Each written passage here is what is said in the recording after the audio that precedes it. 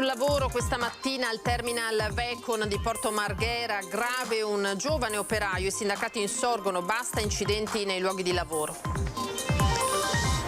E riesplode a Venezia il problema Movida nel mirino, soprattutto tour alcolici e addio al celibato, ma anche gli imbrattamenti e lo smaltimento di bicchieri e bottiglie. Autonomia, il Partito Democratico Veneto presenta la sua proposta di legge per superare lo stallo. La reazione di Zaia, bella notizia se il PD c'è. Ora Letta appoggi la legge quadro che già stiamo portando avanti col ministro Gelmini. Dopo 1600 anni la reliquia di San Giacomo custodita a Torcello torna a Venezia. Sarà esposta ai fedeli nella chiesa di San Giacometto a Rialto. La protesta di Greenpeace questa mattina a Venezia per lanciare un grido d'allarme e denunciare i principali responsabili della crisi climatica. Tiro con l'arco, la nazionale è impegnata nella 27esima edizione del Trofeo San Marco, prestigiosa gara interregionale organizzata dalla compagnia Arcieri del Leon. Basket, si è chiusa ai quarti di finale dei play-off la stagione dell'Umana Reyer, persa anche gara 4 contro Bertram Dertona, chiudendo la serie sul 3-1. Buonasera, ben ritrovati, eccoci in diretta edizione di Venezia dei telegiornali di Antenna 3 e partiamo dunque dal grave infortunio sul lavoro che si è verificato questa mattina a Porto Marghera. Si tratta di un giovane operaio, un ragazzo, i sindacati dicono basta incidenti nei luoghi di lavoro. Un giovane addetto del settore logistico al lavoro su una nave sarebbe caduto da un'altezza di circa 3 metri sbattendo la testa questa mattina presso il terminal Vecon di Porto Marghera. Secondo le prime informazioni l'operaio ha 20 anni ed è stato assunto con contratto interinale. È stato soccorso dai sanitari del 118 che l'hanno stabilizzato e trasportato all'ospedale di Mestre d'urgenza dove è ricoverato in prognosi riservata. I sindacati, nell'esprimere profonda tristezza e amarezza, dicono basta. Siamo costernati, affranti, molto addolorati perché si è verificato l'ennesimo incidente, infortunio sul lavoro, che è una condizione devastante, insomma, anche solo a prenderne la notizia che possa succedere. E come si dice che un lavoratore vada a lavorare che poi non riesca a tornare a casa con le sue gambe, devastante. Tanto più un lavoratore giovane all'interno del porto di Venezia, che è un lavoro pericoloso, dove l'adeguata formazione che sicuramente viene fatta non è mai troppo adeguata se succedono queste cose. Ancora da ricostruire la dinamica dell'accaduto. Il ragazzo potrebbe anche essersi sporto troppo dai percorsi protetti previsti. Ma se dovessero essere accertate anomalie, Marino De Terlizzi, segretario della FIT CISL Veneto, ha annunciato che fermeranno il porto. Una persona, ha detto, non deve morire di lavoro. In questo i sindacati sono uniti. Non ci associamo alle dichiarazioni di circostanza, insomma, non ci basta. Noi anche attraverso eventuali mobilitazioni attiveremo tutto quanto è nelle nostre possibilità, innanzitutto per fare chiarezza sulle dinamiche della vicenda e sulle eventuali responsabilità, ma poi perché in tutto il porto di Venezia e di Chioggia vengano seriamente e concretamente applicate le normative che riguardano la prevenzione di infortuni e della sicurezza, che molto spesso rischiano di essere solo sulla carta, poi se la gente si continua a far male c'è sicuramente qualcosa che non funziona e compito e ruolo nostro è vigilare perché questo non succeda, nostro in senso come segreterie ma soprattutto come RLS e delegati. Stiamo seguendo con grande attenzione quanto accaduto anche con il personale che è giunto sul posto, ha dichiarato in una nota il presidente dell'autorità portuale Fulvio Lino Di Blasio. Attendiamo di capire gli esiti delle attività ispettive in corso, ha aggiunto, per poi avviare un serio confronto con il terminal e con le rappresentanze sindacali, nonché con la nuova compagnia di lavoro portuale per definire azioni concrete che abbiamo previsto per presidiare ulteriormente la sicurezza in porto. Assicuriamo alle autorità competenti la massima collaborazione e attendiamo con apprensione di conoscere l'evolversi della situazione clinica del lavoratore attorno al quale ci stringiamo esprimendo tutta la nostra vicinanza. Voltiamo pagina, riesplode a Venezia il problema della movida nel mirino, soprattutto tour alcolici e addio al celibato, ma ci sono anche gli imbrattamenti e lo smaltimento di bicchieri e bottiglie. Il post-pandemia ha riportato in primo piano i problemi della vita notturna veneziana. Durante i servizi di controllo degli ultimi 2 fine settimana, la polizia locale ha multato 27 persone e ne ha denunciate 5 per disturbo della quiete pubblica. Gli interventi in Campo Santa Margherita e a Rialto. Ad agenti di polizia locale, polizia metropolitana, polizia di Stato e carabinieri è stato anche affiancato personale in motoscafo per scoraggiare e contrastare i cosiddetti barchini della Movida. Ma a Campo Santa Margherita e Rialto non sono gli unici centri della movida veneziana. Fondamenta degli Ormesini e poco più avanti Fondamenta della Misericordia sono 2 lunghissime per l'appunto fondamenta piene di locali affollati sia di giorno che di notte, ma la sera, soprattutto dopo una certa ora, iniziano i problemi. Ci sono anche tanti veneziani indubbiamente, ci sono studenti, stranieri, ma la maggior parte è sabato e domenica è tutta gente che viene a Treviso, Vicentini, Padovani. Solo che finché viene gente, diciamo, a alto livello bene, ma quando vengono come l'altra sera, sabato sera, a sfregiare questa città con questi nubilati celibati. Sono maleducati perché sono 2 generazioni che non insegnano l'educazione ai ragazzi e questo è un problema di fondo, mica solo di Venezia, Fondamenta Ormesini, in generale. A lei personalmente è mai capitato di dover fronteggiare una situazione antipatica, vale a dire delle persone che facevano confusione qua davanti? Per cui... Assolutamente, succede anche questo, soprattutto di sabato perché si è molto frequentato da tanti feste tipo di annobilato oppure di accelibato e quindi si crea parecchia confusione. Altro problema è lo smaltimento di bicchieri e bottiglie che in sovrabbondanza ricoprono la mattina seguente le aree della Movida. Ci sono poi gli imbrattamenti dei muri, quello della Basilica del Redentore è solo la punta dell'iceberg. D'intesa con l'ANCE, la soprintendenza, l'associazione Masegni e Nissioeti ha proposto al comune una campagna di sensibilizzazione nelle scuole. Io ricordo sempre che a Venezia che scrivi su un muro o che scrivi sulla chiesa del Redentore vai in penale lo stesso. Quindi ricordo che ognuno deve essere responsabile di quello che fa. Che scrivi su un muro o che scrivi sulla chiesa, tu sei già, quando scrivi qui a Venezia sei già in denuncia penale. Apriamo la pagina della politica, ma prima di andare ai servizi vi sottopongo il sondaggio di Ring di questa sera. Cancellare il reddito di cittadinanza? Siete favorevoli o contrari? Per rispondere di sì 0422 1626 691, per rispondere invece di no 0422 1626 690. Un dibattito aperto, l'esito del nostro sondaggio come sempre questa sera nel corso della prima serata dedicata alla politica di Antenna 3 e quindi nel corso di Ring. Ed è stata presentata questa mattina nella sede regionale del Partito Democratico a Padova la proposta di legge quadro per l'autonomia del Veneto. Nei prossimi giorni la consegna al Ministro per gli Affari Regionali Gelmini. Il Partito Democratico ha definito la sua proposta di legge quadro per l'autonomia del Veneto dopo aver annunciato nelle scorse settimane le 7 materie, le prime secondo il PD per avviare una trattativa con il governo. Ora ecco sul tavolo la proposta che il segretario regionale Dem, Andrea Martella, consegnerà in tempi rapidi al Ministro per gli Affari Regionali Maria Stella Gelmini. In questi anni siamo stati in una situazione di paralisi e quindi abbiamo cercato di indicare prima come uscire da questa paralisi individuando delle materie su cui è possibile realizzare l'autonomia e che hanno a che fare con le imprese, con il lavoro e con la formazione.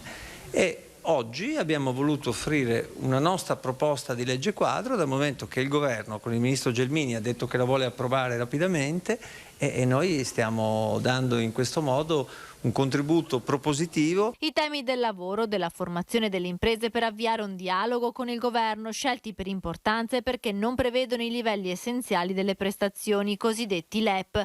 Ma tra le novità inserite nella proposta di legge quadro del PD anche il limite temporale di 1 anno per individuare strade e risorse anche per tutte quelle materie che prevedono le modalità con cui viene finanziato il trasferimento delle competenze. Noi abbiamo voluto individuare 7 materie per quanto ci riguarda fondamentali sulle quali il giorno dopo l'approvazione della legge quadro è possibile realizzare l'autonomia, perché sono tutte materie che non prevedono i LEP, e cioè materie che il Veneto può iniziare ad esercitare da subito, il giorno dopo l'approvazione della legge quadro. Ciò non esclude la possibilità naturalmente che queste materie possono ulteriormente aumentare nell'ambito delle 23 ma soprattutto con un principio: ci servono delle competenze rispetto a qualcosa che serve realmente ai cittadini.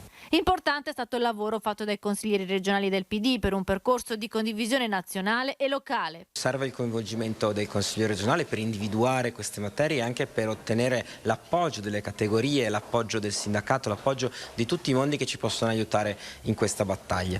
Noi siamo convinti che se con concretezza affrontiamo questo tema sia possibile portare a casa il risultato. E il presidente della regione Luca Zaia definisce una bella notizia la proposta del PD Veneto per l'autonomia differenziata su 7 materie e rilancia. Sappiamo che il PD vuole finalmente l'autonomia, adesso ci aspettiamo che Letta appoggi la proposta di legge quadro che stiamo portando avanti insieme al ministro Maria Stella Gelmini, sulla quale un po' tutti i ministeri da mesi stanno lavorando. Il governatore premette che quella dei Dem è una proposta diversa nei contenuti e nei numeri rispetto a quella che abbiamo prodotto e che in queste settimane è oggetto di valutazione a Palazzo Chigi e al Ministero delle Finanze, ma aggiunge l'interesse ovviamente è quello di completare il percorso dell'autonomia, non di far polemiche, benché il tema non sia quello del numero delle materie, altrimenti non si comprenderebbe come mai regioni che hanno chiesto pochissime nuove competenze non abbiano ancora l'autonomia. Il problema, osserva Zaia, è un altro: per avere la riforma ci vogliono i voti delle forze politiche, ma da oggi siamo più certi che i voti non mancheranno in Parlamento perché anche il PD c'è. Dopo 1600 anni, la reliquia di San Giacometto custodita a Torcello torna a Venezia. Sarà esposta ai fedeli nella chiesa di San Giacometto a Rialto. Ricordate che il braccio di quell'uomo appartiene appunto a una persona che ha visto la trasfigurazione di Gesù. Dopo essere stata conservata per più di 1600 anni nella Basilica di Santa Maria Assunta a Torcello, d'ora in poi la reliquia di San Giacomo sarà esposta ai fedeli nella chiesa di San Giacometto a Venezia. Le ossa dell'avambraccio destro di uno degli apostoli che fu più vicino a Gesù furono donate a Sant'Eliodoro, vescovo prima di Aquileia e poi di Altino, all'alba del V secolo e arrivarono a Venezia in una sola occasione, nel 422, un anno dopo la fondazione della chiesa di Rialto, da cui si fa convenzionalmente risalire la nascita della città. Oggi qui voi avete la responsabilità di onorare uno degli apostoli che ha condiviso con Gesù i momenti della gloria e i momenti del dolore. La reliquia è arrivata lungo il Canal Grande a bordo di una bissona scortata da un corteo di imbarcazioni delle Remiere, in una cerimonia suggestiva conclusa dalla messa solenne celebrata dal patriarca Francesco Moraglia. La traslazione era stata chiesta dall'Arciconfraternita di San Cristoforo e della Misericordia, cui la chiesa di San Giacometto è concessa in uso dalla Curia Patriarcale dal 1932. Il suo infaticabile presidente Giuseppe Mazzariolo è quasi commosso. Appena 3 anni fa il campanile della chiesa era pericolante. E si aspettava di vivere una giornata del genere? Speravo. Oggi che si è realizzata, cosa prova? È una grande soddisfazione, indubbiamente, anche perché abbiamo lavorato tanto qui, prima per i lavori e poi anche per questa traslazione c'è stato tutto un iter da seguire. E il ritorno della reliquia di San Giacomo a Rialto è stato scandito anche da una giornata di festa con la rievocazione storica degli antichi giochi veneziani. Noi siamo abituati a pensare alla storia come un qualcosa del passato, ma in realtà noi ogni giorno scriviamo la storia per chi verrà dopo di noi. Ecco, e oggi quello che è accaduto è sicuramente un momento della storia. Rialto in festa per l'arrivo della reliquia di San Giacomo dopo più di 1 millennio e mezzo trascorso a Torcello, nella chiesa in cui d'ora in poi sarà esposta al culto dei fedeli. E per una volta non esagerato parlare di una giornata storica per Venezia. Una storia che è stata rievocata anche con gli antichi giochi organizzati nel campo davanti alla chiesa di San Giacometto dall'associazione Rialto Mio. per la nostra associazione l'evento storico di questa reliquia che arriva dopo secoli. Questo è stata l'occasione per noi di cominciare a fare una nuova realtà, un nuovo evento annuale per riportare i giochi di Venezia e il sacro legato al profano, come succede sempre in queste nostre iniziative. Oggi la chiesa di San Giacometto è molto diversa dalla sua prima versione, presumibilmente in legno, edificata nel 421 per il voto di un carpentiere durante uno spaventoso incendio e consacrata con quello che fino ad ora era stato l'unico passaggio della reliquia di San Giacomo a Venezia. In ogni caso, le vicende della città che fu sede della più longeva repubblica della storia sono cominciate proprio qui e oggi a quella storia è stato aggiunto un altro tassello. Dopo 1600 anni dall'edificazione, San Giacomo ha preso dimora e ne andiamo orgogliosi, perché la storia è stata, concedetemi il termine, corretta in positivo e adesso ci sentiamo anche più onorati sicuramente. Voltiamo pagina, parliamo di crisi climatica con la protesta di Greenpeace che è andata in scena proprio a Venezia. È la colorata manifestazione di protesta messa in scena stamane da Greenpeace a Venezia per denunciare come le principali aziende petrolifere e del gas in Europa sfruttino pubblicità e sponsorizzazioni per distogliere l'attenzione dalle loro responsabilità nella crisi climatica, dicono i manifestanti, che minaccia la stessa esistenza di città come Venezia. Città come Venezia sono in pericolo a causa dei cambiamenti climatici, quegli stessi cambiamenti climatici che sono causati principalmente dalle aziende del petrolio e del gas come Eni, Shell, Total Energies e Repsol. Siamo qua per denunciare l'inganno di queste compagnie, il loro tentativo di greenwashing, di sembrare più sostenibili e più attente all'ambiente di quanto sono e per chiedere all'Unione Europea una legge che vieti una volta per tutte le sponsorizzazioni e le pubblicità delle aziende responsabili della crisi climatica. Spostandosi in barca tra i canali, volontari e volontarie si sono posizionati di fronte ai luoghi simbolo come Piazza San Marco e il Ponte dei Sospiri, inscenando l'ultimo tour prima che la città venga sommersa dall'acqua. Questa non è una semplice provocazione, hanno concluso i manifestanti, ma un grido d'allarme per il destino della città e una denuncia dei principali responsabili della crisi climatica. Gondolieri sub intanto nuovamente all'opera per raccogliere i rifiuti nei canali. Ieri mattina ne sono stati recuperati 900 kg. Un ventilatore, un carretto per il trasporto delle valigie, un estintore, tubi, vetri, copertoni e migliaia di bottiglie, per un totale di 900 kg di materiale. È quanto recuperato dai gondolieri sub. Dopo il successo degli interventi precedenti che hanno consentito il recupero di varie tonnellate di rifiuti che giacevano da tempo sui fondali dei canali e rii veneziani, i 10 volontari tra sub e aiutanti si sono immersi ieri dalle 8 alle 14 circa nel canale della Misericordia. La prossima sarà un'immersione dimostrativa e si terrà sabato 4 giugno durante il Salone Nautico, con il palombaro d'epoca e 2 sommozzatori con attrezzature moderne. E ora lo sport, andiamo al tiro con l'arco per la 27esima edizione del Trofeo San Marco. La nazionale ucraina di tiro con l'arco è arrivata a Venezia. Gran bella accoglienza, quella riservata agli atleti e a tutto il gruppo, 5 uomini e 5 atleti più accompagnatori al centro soggiorno Morosini del Lido di Venezia, dove, grazie alla disponibilità del comune, dell'istituzione Centri Soggiorno e della municipalità del Lido e Prenestina, si è creato il quartier generale della nazionale giallo-azzurra ucraina. Ancora una volta ribadiamo come Venezia sia vicino al popolo ucraino e che crediamo che i valori dello sport possano unire anche i popoli in questo momento di grande difficoltà e di guerra.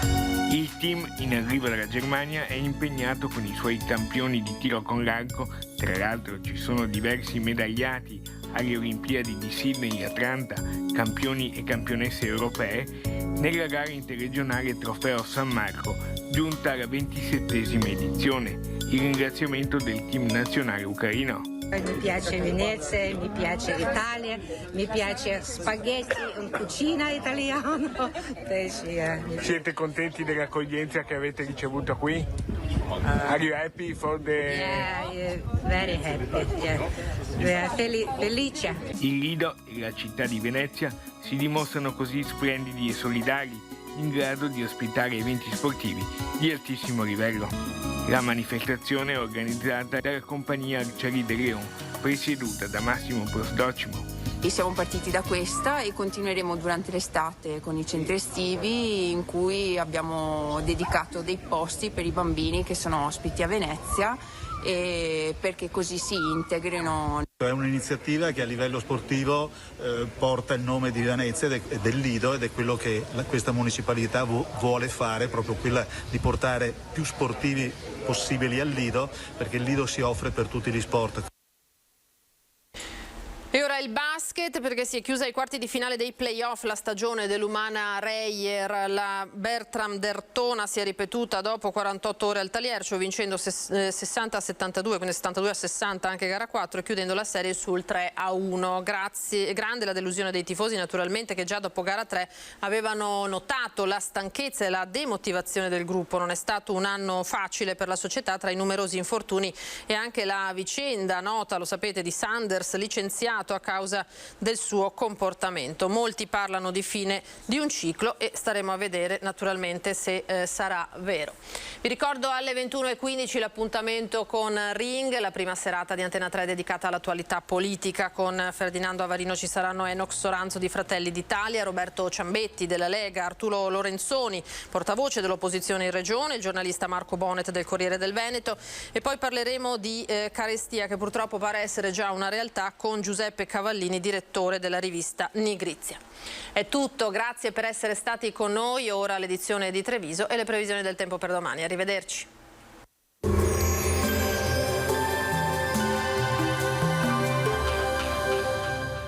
Siamo aperti! Chef Alberto vi aspetta con la bontà dei suoi piatti e la sicurezza dei nostri locali. Locanda Pontestella al Borgo, a Casale sul Sile. Bentrovati al meteo. La pressione atmosferica cede lievemente. Una perturbazione atlantica in transito sul nostro territorio causerà un peggioramento del tempo. Vediamo il dettaglio di mercoledì 25 maggio. Sul Veneto situazione instabile, lo vedete, qualche momento soleggiato in mattinata, ma a seguire aumento della nuvolosità con piogge sparse anche su rilievi, zone pedemontane e pianura centro-occidentale. Nel pomeriggio poi i fenomeni si estenderanno anche al resto della regione, compreso il litorale. Temperature minime tra 11 e 19 gradi, massime invece tra i 25 e i 30 gradi. Ci spostiamo ora sul Friuli Venezia Giulia, anche in questo caso sarà più asciutto al mattino, poi piogge via via più diffuse e anche abbondanti sui monti ma anche altrove. Temperature minime tra 16 e 20 gradi, massime comprese invece tra i 27 e i 29 gradi. Infine diamo uno sguardo alla situazione del Trentino Alto Adige, dove il contesto sarà esattamente variabile. Avremo un'alternanza di rasserenamenti e temporali a carattere sparso. Temperature minime intorno ai 15-16 gradi, massime in calo sui 23 gradi all'incirca. Dal meteo per ora è tutto, vi auguro un buon proseguimento con Antena 3.